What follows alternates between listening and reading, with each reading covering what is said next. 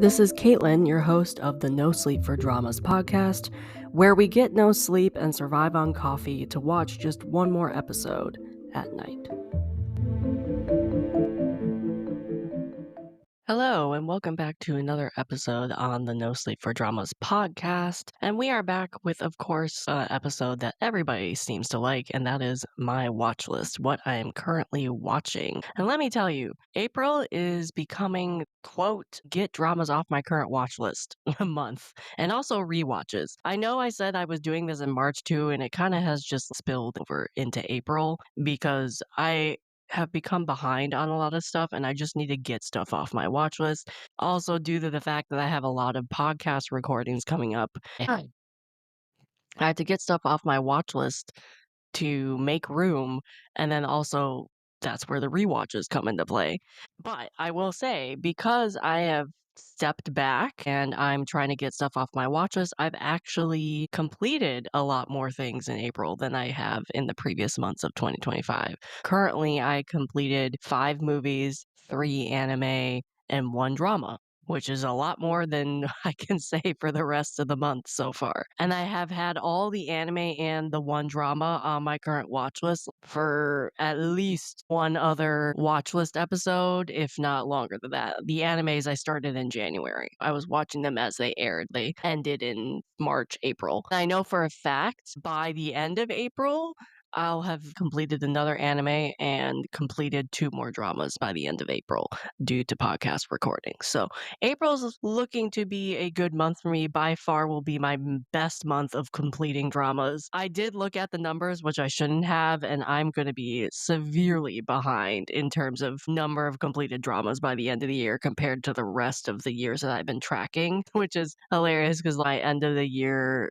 episode that I said with the drama trio on Liliana's podcast, as well as my own, I keep watching less and less dramas every year for various reasons, and my goal was to watch more. Doesn't look like I'm going to be watching more this year, but at least I'm back on track and at least watching stuff. I'm happy that April is going to be another month that I'm not stuck doom scrolling or whatever. As I said, podcast recordings are kicking into high gear this month, and in May, I'm going to be watching a lot of stuff over the next couple months. That being said, I've had to concentrate on certain dramas and anime to get them off my current watch list. So I'm not watching a ton of on-air dramas, and of the 2 that I am currently watching that are on air, I'm severely behind on them. That also means I've had to prioritize stuff on my watch list. I'm pretty behind on practically everything I'm watching except for 2 things that I started recently. I've just had to accept the fact that I'm going to be behind on a lot of stuff and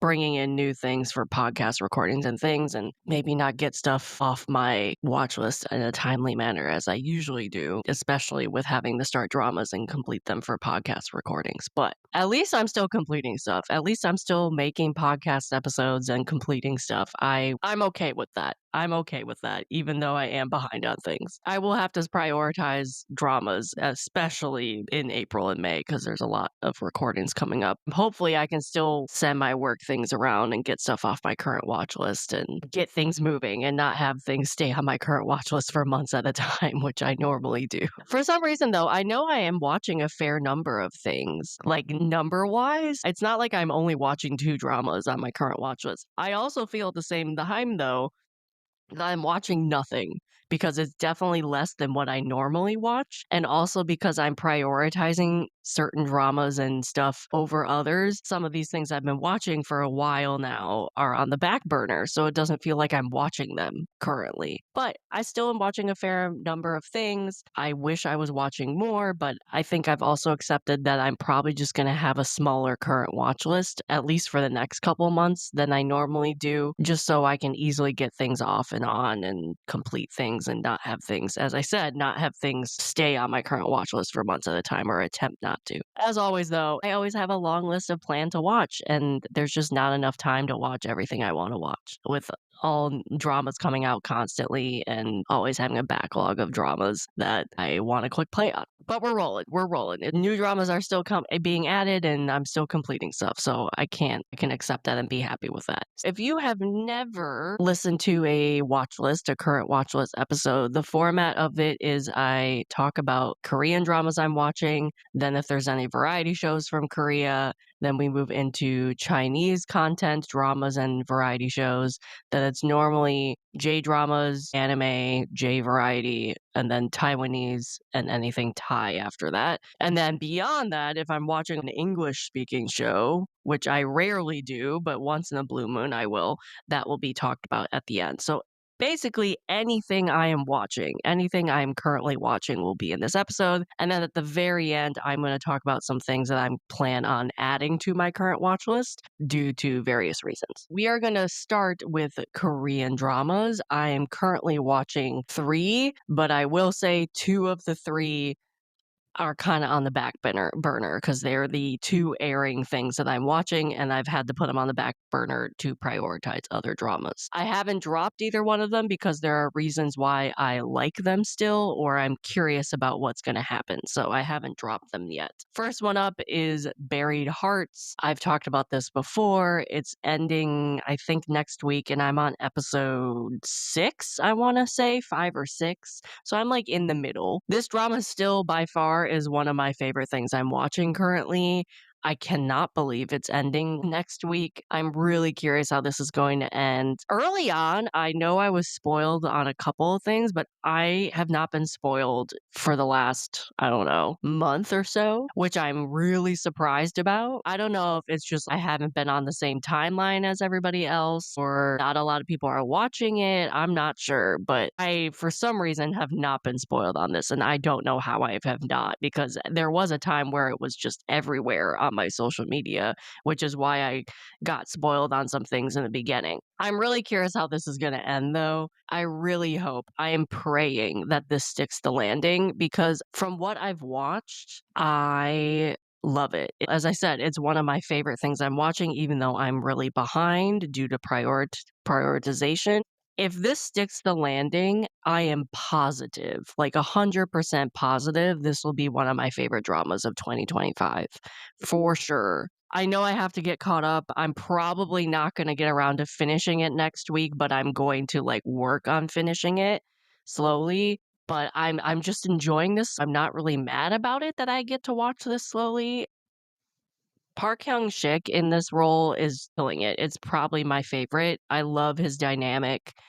And again, as I said, I think I said this in my last watch list episode, it is by far my favorite role I've seen him do. That's Buried Hearts. If you are into Makjang, crazy crime, revenge stories, even though this has not ended yet, and I don't know if it will stick the landing or not, for now, I would recommend you check this out.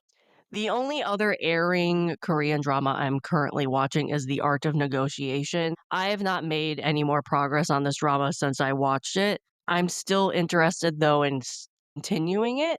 As I said last month, E.G. Jae-hoon's character intrigues me. I want to know more about him. I'm probably going to also watch this drama slowly, like an episode here or there, because again, I just have other dramas I need to start and complete for podcast recording. So if I can finish Art of Negotiation and Bury Hearts, I don't know if I'll be able to finish them in April, but if I can finish them in May, I'll be happy. I'm going to try and finish them before my next current watch list episode. I'm so much further in Buried Hearts than I am in The Art of Negotiation. I'm only 2 or 3 episodes in The Art of Negotiation, so I have a lot more to watch for that drama. We'll see. I'm going to try and juggle. I mean, usually the reason why I'm not good at binging is because I like to juggle things. It might be good for me to kind of just watch an episode a day or something. Either way, I'm not planning on dropping either one because there are things I'm still interested in.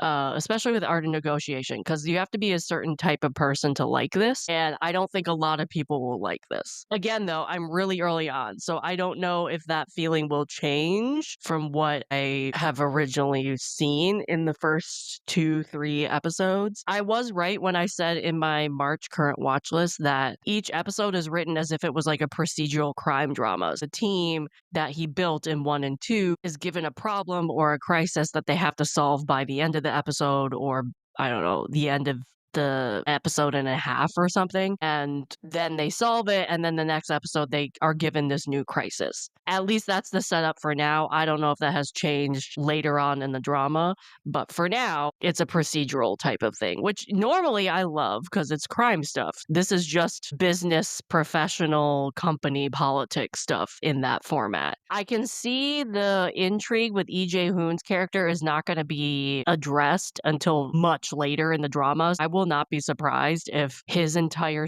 character isn't addressed until practically the very end, just because it's kind of like a tropey setup that happens when you have this type of procedural setup, especially in crime dramas. If you have a crime drama that's set up where you have a crime every episode, the overarching problem that might be mentioned at the beginning is always not solely concentrated on until the last 3 or 4 episodes. I will not be surprised if EJ Hoon's character's background and past isn't addressed until the last 2 episodes, because when you have this type of setup, it's normal for that. We'll see if that actually happens. The jury is also still out if I'm gonna like the intern or not. Again, he might be a reason I drop this because I just find him really annoying right now. If he gets better, that will be good.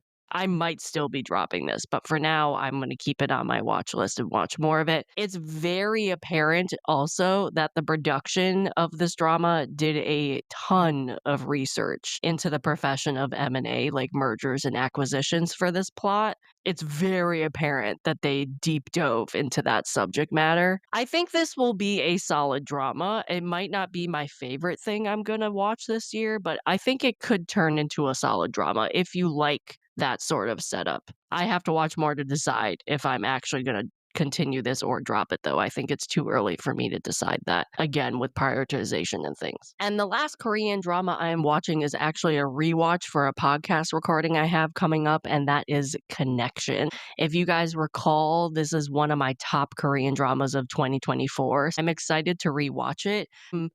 I hope I like it as much as I did the first time around.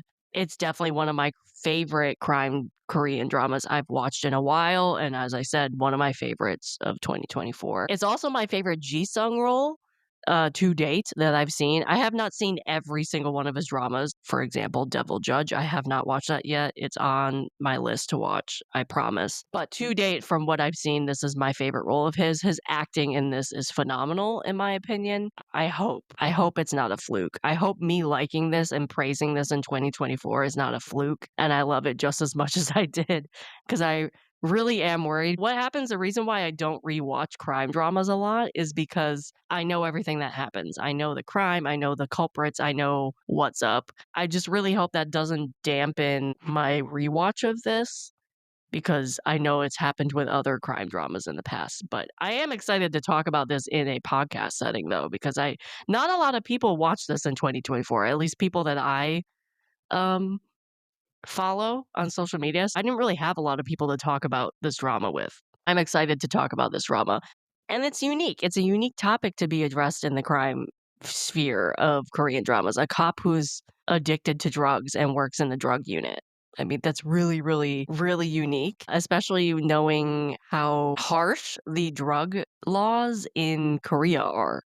I also am just remembering how much anxiety this drama gave me as I watched it as it aired. Obviously, I won't have as much anxiety because I know what will happen, but man, I remember the first time I watched Connection and how much anxiety I had with the cliffhangers and everything with this drama. That was Connection. I'm rewatching that as well. It's definitely going to be something I finish this month because, again, I have a podcast recording. Those are the 3 Korean dramas I am watching. We're going to move to Korean variety shows. I am still watching Please Take Care of My Refrigerator. I am watching this slowly. I'm not caught up, but I definitely have watched more episodes. I still love this show as much as I did with the original. I've said that before. I'm having so much fun. It's really nice just to get done from work and turn on an episode and then go watch something else. Right now, as far as I'm aware, there's still only 24 episodes planned for the show. It has not been increased like it was a couple months ago. We'll have to see if that sticks. If there's only 24 episodes for this reboot, first season, season 2, whatever you want to call it, that means it will end sometime in June. I think I did hear some guests that I have not personally watched their episodes yet, but I heard some guests are coming on. J Hope, I think, just was on a episode this past week, maybe. And then Dex is supposed to be on the show in the upcoming weeks. If you don't know Dex, he is a variety reality. He got famous off of Singles Inferno, and then he's done other reality shows. He is now a judge, I think, on Singles Inferno. He was in Zombieverse, which is where I found him and I know him from, and he was fantastic in Zombieverse. I really need to watch season 2 because he's in season 2 as well. I know he recorded a Korean drama. I think he was in Tarot, which went to Cannes last year. I have not been able to watch that because it's nowhere accessible on legal streaming sites as far as I'm aware. But he's really made a name for himself in the reality show, variety show setting, which he's fun. He's fun to watch. I'm excited to see what his refrigerator looks like because I'm curious because he's good looking, he's athletic, he's clearly works out. I'm really curious what he eats. And then I also hear that Lee Da-hee is going to be on a future episode as well, clearly probably promoting her Korean drama that's airing now. I think that is supposed to come out in the next couple weeks. Again, I'm just curious what all these people have in their fridges. I just love seeing everybody's fridge and then what the chefs are doing with it. I'm watching that slowly. I'm still enjoying it. It's fun seeing people come on and promote their things and interact with everybody. That's the only Korean variety show I'm watching. Moving on to Chinese dramas. I'm currently watching 2, both for podcast recordings. One is a rewatch, one is something I have not seen before. And I've also talked about the first one before. Granted, I talked about the other one because it's a rewatch, but you know what I mean. The first one I'm going to talk about is Scarlet Heart, the original Chinese drama Scarlet Heart. I've made a little bit of progress on this, not a lot, but I'm now going to be concentrating on watching this because I have to finish it in the next 2 weeks. I'm like, quote unquote, behind in terms of I should really be at least in the teens of episode count. I'm still below 10. But I'm enjoying this actually a lot more than I thought I would. I think this will be a pretty easy and fast watch for me. It's 35 episodes in length. I think I'm on episode 30 or five or six, something like that. So I have 30 left or so. Listen, I binged a drama this week and I watched 40 episodes in a week. Granted, what was it, 40? I think no, I watched 40 episodes in 2 weeks. 20-ish episodes, 25-ish episodes, give or take. It wasn't 21 week and 20 the other week. Either way, I watched 20 to 25 episodes of one C-drama this week because I had to finish it for a podcast recording today. Typical me, non-binger, binging a Chinese drama for a drama trio. Scarlet Heart, I know I can do it. I have 2 weeks to watch 30 episodes. I'll be fine. I'll be good. As I said in previous current watch lists, I still can't get over that this has comedy in it. I just was not expecting it from the first episode. I don't think the comedy will stay. I think eventually it'll become a little more angsty, but right now every time there's comedy, I'm like, I can't believe this drama has comedy. And I think me like not expecting it, because I have, as I said in last month, like I haven't seen Moon Lovers. Don't know how much comedy Moon Lovers have. Just from all the scenes I saw on Moon Lovers in terms of social media is all of tragedy. It's just like all tragedy. So I was expecting this to be that same thing. So to have comedy at the beginning, I just was not expecting it whatsoever. The female lead also hints that there's going to be tragedy coming in this C-drama. If you guys don't know what Scarlet Heart is, I'll give a quick synopsis. It's about a woman who gets injured in the present day and is whisked off or time travels back to the historical times. And her soul possesses a woman who lives in the palace. She takes over this woman's body. She now is interacting with all of these princes and all of these concubines and everything within the palace. And because apparently somewhat these people are actual historical people, I have not done research on if they actually are historical people, but in her world, she's learned about them in history books, right? She knows their entire lives and what they're known for and how they died and whatever. She's hinted in these first 5 or so episodes that she knows that their lives are tragic or things happen that causes betrayal or death or war or disease or whatever. Her hinting at that, I know the comedy will eventually end or not be as prevalent. So we'll see. We'll see how this happens. I do like the chemistry of who I'm thinking is the equivalent of, I think, the fourth prince, Lee Joon-gi's character. I think he's the fourth prince. It's really hard for me to keep track of everybody in this show. As I imagine it is in Moon Lovers too, but I'm curious about their chemistry and what they're gonna do. But I want them to interact more. I'm still early on in this drama, so they're not interacting as much as I want them to. I'm excited to watch more nonetheless, see what happens, get out of the comedy part a little bit, a little more angst.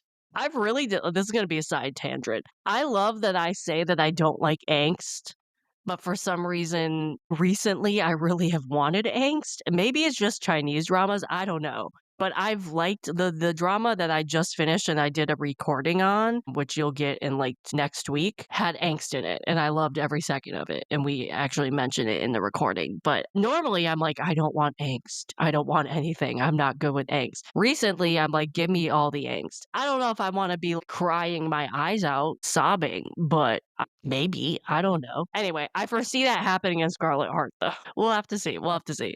That's Scarlet Heart. I'm watching that. I have to finish that in 2 weeks' time. And then I just started a rewatch of Love Like the Galaxy. I love this drama on my first watch. I highly recommend this drama to anybody who has not seen it. I'm also planning on watching this one slowly, like maybe an episode or two a day, because I don't have to finish this for a while. I am rewatching this for another podcast recording. I remember when I first watched this drama that I liked the second half more than the first. Again, because there's more comedy in the first half. I like the second half because the comedy kind of goes away. Just from my ratings and my recollection of the first time I watched this, I know I'm gonna enjoy the second half more. Still love the main couple, still love their chemistry. The female lead grows on me because once she gets out of the comedy part of it, I like her more. Obviously love Woo-Lei. We all love Woo-Lei. I also remember that I did not like the female lead's mother for most of this drama. She's just so bad. Eventually, she grows on me, but I'm just like, oh, I remember that I hate her character when I was watching the first episode yesterday. I'm just excited to revisit this, revisit Wu-Lei's character, revisit the romance, revisit the Emperor. I love the Emperor in this. I love him so much. And his wife. I love both of them.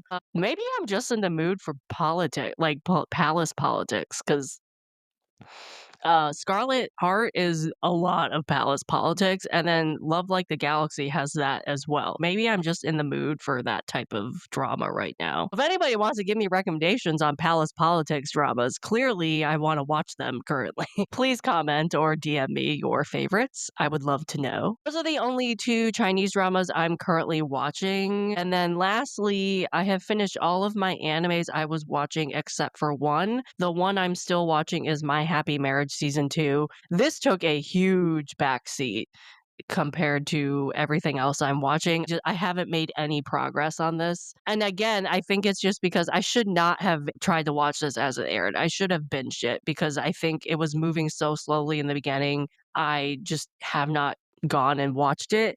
I haven't dropped it though because I do want to watch it, but I know it's going to take a backseat to other stuff I want to finish. Hopefully, I can finish it before April ends, but I might have to wait and finish it in May. I am planning on it not being on my next current watch list. That's the plan because it is 23 minutes an episode. I can easily finish it. I should have had it done by now, but other things took priority and I needed to finish them. I'm not going to watch anime as they air anymore because as you can see, I finished 3 other anime this month. I waited on all of them to binge them when they were done or almost done. I've learned I'll just have to pick 1 or 2 and watch them when they're all out. What I usually do though is if I have been watching dramas all night and I'm not tired enough to go to bed, but I don't want to click play on an entire like new drama episode, I'll just put on an anime episode because again, they're only 23 minutes. I'll watch an episode and then I'll go to bed. You know, it's like when you know you should probably go to bed, but you'll probably just stare at your ceiling for another 30 minutes. And so you watch something to get more tired and then you go to bed after that.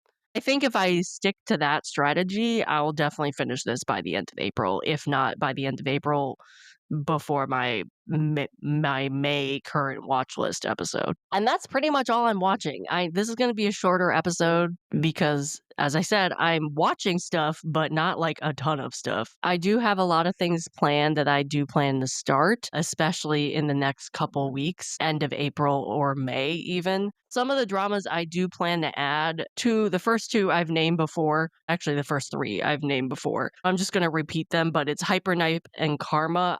These are two Korean dramas that I basically waited until they were done airing to watch them because I just knew with prioritizing things and getting things off my current watch list, I was going to be overwhelmed with trying to watch these. But now that they're done, I'm going to probably pick them up and watch them once I get some other stuff off my watch list, probably in May. I'll probably pick them up in May at some point. As I said last month, I need to start Heartless City for a podcast recording.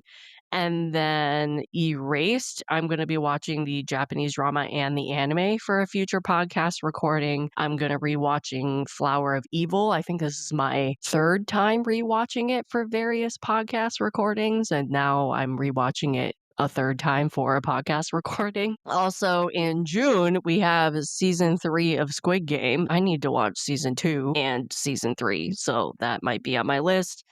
I also want to start Medical Examiner Dr. Chin, The Survivor, which is another Dr. Chin drama that I have access to in the United States. I wish it was season 2, but I still have not gotten access to that drama. Now we're going to just watch the ones that I have access to. Once I have room on my current watch list in May or so, I'll probably add that. And then there's this anime that Netflix just added, which I've been hearing a lot of good things about, called Moonrise. It's an space battle, let's save the world type thing. The trailer looks really good and I'm excited to start that. I'll probably start that as my next anime after finishing My Happy Marriage. But that's what I have planned to add. We'll see how all of these fit in, if I'm feeling overwhelmed or not. Like half of them are for podcast recordings, so I have to watch them. We'll have to see. But that's what I'm currently watching and what I plan to watch. Definitely going to get more stuff off my current watch list by the end of the month. I'm excited because April is going to be a really big month for me, and I'm really glad that I'm actually like starting to watch things. I know that this is a shorter episode. We're back next week with a long one for you guys. Hope you're going to enjoy that one. And let me know what you're currently watching. Let me know what you recently completed. As I said, I need more Palace Politics C-dramas, apparently. Let me know some of your favorites on those. Talk to me. Comment, DM me, whatever you want. Hope you enjoyed this episode, and that is my current watch list for April. I will talk to you next time. If you want to continue the conversations about dramas that were started in this episode, you can find me on Instagram, TikTok, and Blue Sky under the username NoSleep4Dramas. That is no sleep, the number 4 dramas, just like in the title of the podcast. This podcast is also an expansion of my blog, so you can visit my blog at www.NoSleep4Dramas.com, the number 4 dramas.com, and find multiple years of blog posts already available at your fingertips. All links are in the description of this episode. Finally, please give this podcast a like or a follow wherever you listen to the podcast. Leaving a comment or a review also helps a lot. We love hearing ideas and feedback from all of you. Share the podcast with your friends as well. Thank you for listening.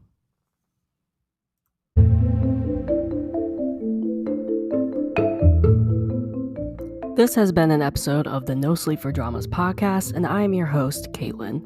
I will see you here next time, and I hope you get no sleep chasing the next episode just like me. Good night.